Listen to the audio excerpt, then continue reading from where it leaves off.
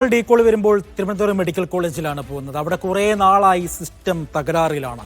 ആ സിസ്റ്റം തകരാറിൽ നിന്ന് വിളിച്ചു പറഞ്ഞ ഒരു ഡോക്ടറെ വേട്ടയാടുന്ന വാർത്തകളാണ് ദിനംപ്രതി നമ്മൾ കണ്ടുകൊണ്ടിരിക്കുന്നത്. തിരുവനന്തപുരം മെഡിക്കൽ കോളേജിലെ ശസ്ത്രക്രിയ ഉപകരണം കാണാതായതിൽ ഡോക്ടർ ഹാരിസിനെ സംശയം മുന്നിൽ നിർത്തിയാണ് സർക്കാരും ആരോഗ്യവകുപ്പും. കാണാതായ ഉപകരണം ഡോക്ടർ ഹാരിസിന്റെ റൂമിൽ പിന്നീട് ആരും കൊണ്ടുവച്ചു എന്ന സംശയം ഉള്ളതായാണ് മെഡിക്കൽ കോളേജ് പ്രിൻസിപ്പൽ വാർത്താ സമ്മേളനത്തിൽ പറയുന്നത്. സർവീസിന് അയച്ച തകരാറിലായ ഉപകരണങ്ങൾ തിരികെ എത്തിച്ചതാണെന്ന് ഡോക്ടർ ഹാരിസിന്റെ മറുപടി. വാർത്താ സമ്മേളനത്തിനിടെ റിപ്പോർട്ട് വായിക്കണമെന്നാവശ്യപ്പെട്ട സൂപ്രണ്ടിന് വന്ന അജ്ഞാത കോൾ. ആരുടെയാണ് ആ കോൾ? തന്നെ കൊടുക്കാൻ വളരെ ഗൂഢാലോചന നീക്കം നടക്കുന്നുവെന്ന ഡോക്ടർ ഹാരിസിന്റെ ആരോപണത്തിന് പിന്നാലെ മെഡിക്കൽ കോളേജ് പ്രിൻസിപ്പലും സൂപ്രണ്ടും സംയുക്തമായി വാർത്താ സമ്മേളനം നടത്തുമ്പോൾ ആരായിരുന്നു പുറത്തുനിന്നും ആ വാർത്താ സമ്മേളനം നിയന്ത്രിച്ചത്? ഇരുവരുടെയും ഫോണുകളിലേക്ക് വിളിച്ച ആ ഉന്നതൻ ആരാണ്?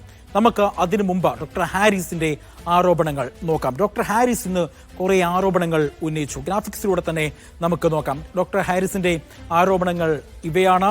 ഒന്നാമത്തെ ആരോപണം എന്ന് പറയുന്നത്, ആരോപണം ഉന്നയിക്കുന്നത് KGMSTA വാട്സപ്പ് ഗ്രൂപ്പ്. ഡോക്ടർമാരുടെ, ഗവൺമെന്റ് ഡോക്ടർമാരുടെ സംഘടനയാണ് KGMSTA. ആ വാട്സപ്പ് ഗ്രൂപ്പിലാണ് അദ്ദേഹം ആരോപണം ഉന്നയിച്ചത്. ആരോപണം ഇതായിരുന്നു: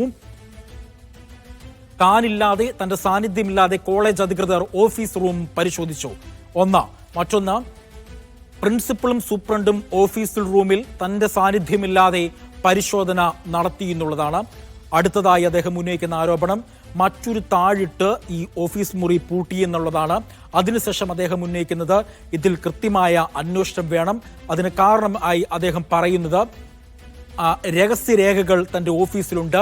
ഈ രഹസ്യരേഖകളൊക്കെ നഷ്ടപ്പെടുമോ എന്നുള്ള വലിയൊരു സംശയമുണ്ട്. അതുകൊണ്ട് ഇതിൽ കൃത്യമായ അന്വേഷണം വേണം എന്നാണ് അദ്ദേഹം പറയുന്നത്. മറ്റൊന്ന്, വ്യക്തിപരമായി തന്റെ പേരിൽ ആക്രമണം നടത്തുന്നു എന്ന് അദ്ദേഹം പറയുന്നു. മറ്റൊന്ന്, ഇത്രയും ആരോപണങ്ങളാണ് അദ്ദേഹം ഉന്നയിക്കുന്നത്. വ്യക്തിപരമായ, അതായത് ഈ സ്റ്റോക്ക് പരിശോധനയുടെയും ഓഡിറ്റിംഗിന്റെയും സമയത്ത് വ്യക്തിപരമായ ആക്രമണമാണ് നടത്തുന്നത് എന്നും ഡോക്ടർ ഹാരിസ് ചൂണ്ടിക്കാണിക്കുകയാണ്. തന്നെ കൊടുക്കുന്നതിന് വേണ്ടി ഓഫീസിൽ കൃത്രിമം കാണിക്കുവാനോ മറ്റെന്തെങ്കിലും ദുഷ്പ്രവൃത്തികൾ ചെയ്യുവാനുള്ള പദ്ധതിയാണ് ഇതെന്നും ഡോക്ടർ ആരോപണം ഉന്നയിക്കുന്നു. സിസ്റ്റത്തെ നന്നാക്കിയേ തീരൂ. ഏതായാലും തിരുവനന്തപുരം മെഡിക്കൽ കോളേജിൽ ഇന്ന് നടന്ന സംഭവങ്ങൾ എന്താണെന്ന് ദിജിൻ പറയും. KGMSTA വാട്സപ്പ് ഗ്രൂപ്പിൽ തന്നെ കൊടുക്കാൻ ശ്രമം നടക്കുന്നു എന്നുള്ളൊരു പരാതി, അക്കാര്യം വിശദീകരിച്ചുകൊണ്ടുള്ള ഒരു കുറിപ്പ് അത് ആ വാട്സപ്പ് ഗ്രൂപ്പിൽ ഇട്ടത്. അത് പുറത്തു വന്നതോടുകൂടിയാണ് കൂടുതൽ വിവാദങ്ങളിലേക്ക് കാര്യങ്ങൾ എത്തുകയും ചെയ്തത്. ശസ്ത്രക്രിയ ഉപകരണം കഴിഞ്ഞ ദിവസം നടത്തിയ അന്വേഷണത്തിൽ, പരിശോധനയിൽ അത് ഈ ഹാരിസ് ചിറക്കലിന്റെ ഓഫീസിൽ തന്നെ ഉണ്ട് എന്ന് കണ്ടെത്തിയിരുന്നു. ഇതുമായി ബന്ധപ്പെട്ട വിശദമായ ഒരു വാർത്താ സമ്മേളനമാണ് മെഡിക്കൽ കോളേജ് അധികൃതർ നടത്തിയത്. പ്രിൻസിപ്പലും ഒപ്പം തന്നെ മെഡിക്കൽ കോളേജ് സൂപ്രണ്ടുമായിരുന്നു വാർത്താ സമ്മേളനം നടത്തിയത്. നന്നേ പാടുപെട്ടാണ് ഇക്കാര്യത്തിലുള്ള വിശദീകരണം, ന്യായീകരണം ഒക്കെ നടത്താൻ ഇരുവരും ശ്രമിച്ചത്. അങ്ങനെ ഇക്കാര്യത്തിൽ പ്രിൻസിപ്പൽ മറുപടി പറഞ്ഞത് 3 തവണയാണ് ഹാരിസിന്റെ റൂമിൽ പരിശോധന നടത്തിയത്. ഈ പരിശോധനയിൽ ആദ്യഘട്ടത്തിൽ ഈ ഉപകരണം കണ്ടെത്താൻ കഴിഞ്ഞില്ല, അതില്ല എന്നായിരുന്നു കണ്ടെത്തിയിരുന്നത്. അതിനുശേഷം പിന്നീട് നടത്തിയ പരിശോധനയിൽ ഈ ഉപകരണം കണ്ടെത്തി. അതിനുശേഷം മൂന്നാമത് കഴിഞ്ഞ ദിവസം നടത്തിയ പരിശോധനയിലാണ് ഉപകരണം വീണ്ടും കൊണ്ടുവന്നതായി, അതായത് പുതിയ ഉപകരണം എത്തിച്ചതായി 2-ാം തീയതിയിലെ ബില്ലുൾപ്പെടെ ആ റൂമിൽ നിന്ന് കണ്ടെത്താൻ കഴിഞ്ഞത്. ബോക്സിൽ ഈ ബില്ല് കൂടി ഉണ്ടായിരുന്നു എന്നുള്ളതായിരുന്നു പ്രിൻസിപ്പൽ വ്യക്തമാക്കിയത്. താൻ തന്നെ നേരിട്ട് നടത്തിയ പരിശോധനയിലാണ് ഇത് കണ്ടെത്തിയത് എന്നും പറഞ്ഞു. അങ്ങനെയെങ്കിൽ ഈ 2-ാം തീയതി നേരത്തെ കാണാനില്ലെന്ന് പറഞ്ഞ ഉപകരണം 2-ാം തീയതി ഉള്ള ബിൽ ഡേറ്റിൽ പുതുതായി വാങ്ങിയതാണോ എന്നുള്ളൊരു സംശയമായിരുന്നു ഈ പ്രിൻസിപ്പളും അതുപോലെ തന്നെ മെഡിക്കൽ കോളേജ് സൂപ്രണ്ടും നിരത്തിയത്. അത് ഹാരിസ് ചിറക്കലിനെ സംശയത്തിന്റെ മുൻമുനയിൽ നിർത്തുന്ന നിലയിലായിരുന്നു അങ്ങനെയൊരു ആരോപണം, അങ്ങനെയൊരു കാര്യം ഇരുവരും സമർത്ഥിക്കാനുള്ളൊരു ശ്രമം നടത്തിയത്. വിവിധ തരത്തിൽ മാധ്യമപ്രവർത്തകർ ചോദിച്ചപ്പോൾ അതിനൊന്നും കൃത്യമായ മറുപടി നൽകാൻ ഇരുവരും തയ്യാറായുമില്ല. കൂടുതൽ അന്വേഷണം നടത്താൻ ആരോഗ്യവകുപ്പിനോട് ആവശ്യപ്പെടും എന്നുള്ളതായിരുന്നു അവർ പറഞ്ഞത്. ഒപ്പം തന്നെ ഒരു CCTV ദൃശ്യത്തിൽ ഈ ഹാരിസ് ചിറക്കലിന്റെ റൂമിലേക്ക് ആരോ ഒരാൾ പോകുന്നതായി കണ്ടു എന്നുള്ളൊരു ഗുരുതരമായ ആരോപണവും ഉന്നയിച്ചു. അങ്ങനെയെങ്കിൽ പോലീസിൽ പരാതി നൽകിയാൽ പോരെ എന്ന ചോദ്യത്തിന് പോലീസിൽ ഇപ്പോൾ പരാതി നൽകാൻ തങ്ങൾ തയ്യാറാകുന്നില്ല, ആരോഗ്യവകുപ്പിനെ വിഷയം അറിയിക്കും എന്നായിരുന്നു ഇരുവരും മറുപടി നൽകിയത്. ഇതിനിടയിലാണ് ഇതിനിടയിലാണ് ആവർത്തിച്ച് മാധ്യമപ്രവർത്തകർ ഈ വിഷയവുമായി ബന്ധപ്പെട്ട ചോദ്യങ്ങൾ ചോദിക്കുന്നതിനിടയിൽ മെഡിക്കൽ കോളേജ് സൂപ്രണ്ടിന് ഒരു ഫോൺ കോൾ വരുന്നത്. ഈ ഫോൺ കോൾ വന്നതിനെ തുടർന്ന് മെഡിക്കൽ കോളേജ് സൂപ്രണ്ട് പ്രിൻസിപ്പലിനോട് പറഞ്ഞത് ആ അന്വേഷണ റിപ്പോർട്ട് പൂർണ്ണമായും വായിക്കണം എന്നുള്ളതായിരുന്നു. ഇത് ആരുടെ ഫോൺ കോൾ ആണ് എന്ന കാര്യത്തിലാണ് നിലവിൽ ഇപ്പോൾ സംശയം ഉയരുകയും ചെയ്തിട്ടുള്ളത്.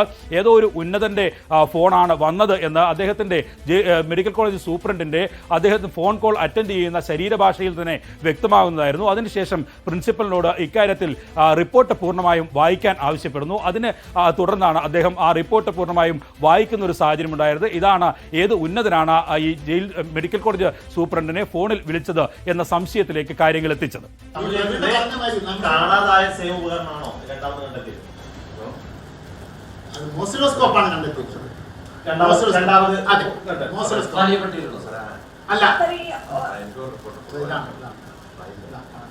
ഇതിൽ എഴുതിയിട്ടില്ല. ഞാൻ നേരത്തെ സൂചിപ്പിച്ചു, committee centred about the tissue ഇത് കമ്മിറ്റി റിപ്പോർട്ടാണ്.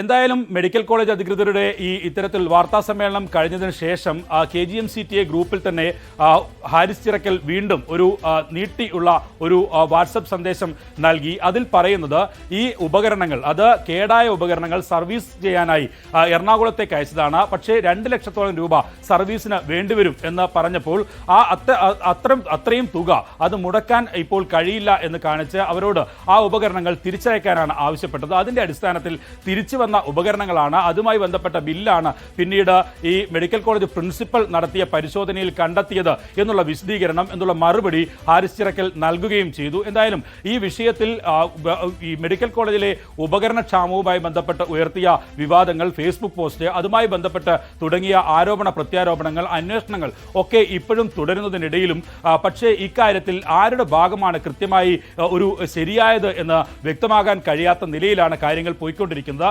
സ്വതന്ത്രമായ ഒരു അന്വേഷണത്തിലേക്ക് കടന്നാൽ മാത്രമേ ഇക്കാര്യത്തിൽ ഒരു വ്യക്തത ഉണ്ടാകൂ എന്നുള്ളതാണ് ഈ KGM-CTA ആവശ്യപ്പെട്ടത്. അതിന്റെ അടിസ്ഥാനത്തിൽ അന്വേഷണം ആവശ്യപ്പെട്ട് ആരോഗ്യമന്ത്രിക്ക് കത്ത് അയക്കാനുള്ള ഒരു തീരുമാനത്തിലാണ് KGM-CTA എത്തിയിട്ടുള്ളത്. പ്രതിപക്ഷ നേതാവ് പറഞ്ഞത് ഹാരിസ് ചിറക്കലിനെ ഒരു കാരണവശാലും ഏതെങ്കിലും തരത്തിൽ ശിക്ഷിക്കാൻ അനുവദിക്കില്ല, ഹാരിസ് ചിറക്കലിന്റെ ഒപ്പം പ്രതിപക്ഷം ഉണ്ടാകും എന്നുള്ളതാണ്, സംരക്ഷിച്ചു നിർത്തും എന്നുള്ള കാര്യമാണ് പ്രതിപക്ഷ നേതാവ് വ്യക്തമാക്കുകയും ചെയ്ത്. എന്തായാലും രാഷ്ട്രീയ ചർച്ചകൾക്കും രാഷ്ട്രീയ കോലാഹലങ്ങൾക്കും തുടർന്നും ഈ ഉപകരണക്ഷാമവുമായി ബന്ധപ്പെട്ട ഹാരിസ് ചിറക്കലിന്റെ പോസ്റ്റ്, അതുമായി തുടർന്നുകൊണ്ടിരിക്കുന്ന വിവാദങ്ങൾ വീണ്ടും തുടരും എന്ന് തന്നെയാണ് ഇപ്പോൾ വ്യക്തമാവുകയും ചെയ്യുന്നത്. വിജിൽ സൂചിപ്പിക്കുന്നത് പോലെ തന്നെ ഡീകോഡ് കാണുന്ന ഓരോ പ്രേക്ഷകന്റെയും സംശയമാണ്, ആരാണ് ആ ഉന്നതൻ? എന്തുകൊണ്ടാണ് സ്വതന്ത്രമായി വാർത്താ സമ്മേളനം പോലും നടത്താൻ ആ ഡോക്ടർമാർക്ക് കഴിയാതെ പോയത്? ഒരു സിസ്റ്റത്തിന്റെ തകരാറാണെന്ന് പറയുമ്പോൾ ആരുടെ ഈഗോ മൂലമാണ് ഇത്രയും വലിയൊരു പ്രശ്നത്തെ, ചെറിയൊരു പ്രശ്നത്തെ ഇത്രയും വലിയ പ്രശ്നമാക്കുകയും ആ ഡോക്ടറിനെ, അതായത് സത്യസന്ധനായ ഒരു ഉദ്യോഗസ്ഥനെ കള്ളക്കഥകൾ മെനിഞ്ഞുകൊണ്ട്, കള്ളാരോപണങ്ങൾ ഉന്നയിച്ചുകൊണ്ട് എന്തിനാണ് ക്രൂശിക്കപ്പെടാൻ ശ്രമിക്കുന്നത്? ആരാണ് തെറ്റുകാരൻ? ആരാണ് ഉത്തരവാദി? ഈ ചോദ്യങ്ങൾക്കൊക്കെ തീർച്ചയായും ഉത്തരം തേടേണ്ടത്, ഉത്തരം തരേണ്ടത് അനിവാര്യമാണ്. ആ ഉത്തരം നൽകേണ്ടത് ആരോഗ്യവകുപ്പാണ്, തേടേണ്ടത് പൊതുപ്രവർത്തകർ, മാധ്യമങ്ങൾ എല്ലാം ജാഗ്രതയോടുകൂടെ തന്നെ അത് ചൂണ്ടിക്കാണിക്കുകയും തേടുകയും ചെയ്യും. പക്ഷെ സത്യസന്ധമായ മറുപടി നൽകേണ്ടത് ആരോഗ്യവകുപ്പ് തന്നെയാണ്. സിസ്റ്റം ഇനിയും ശരിയായിട്ടില്ല. ഡീകോഡിന്റെ സമയപരിധി ഇവിടെ പൂർണ്ണമാകുകയാണ്.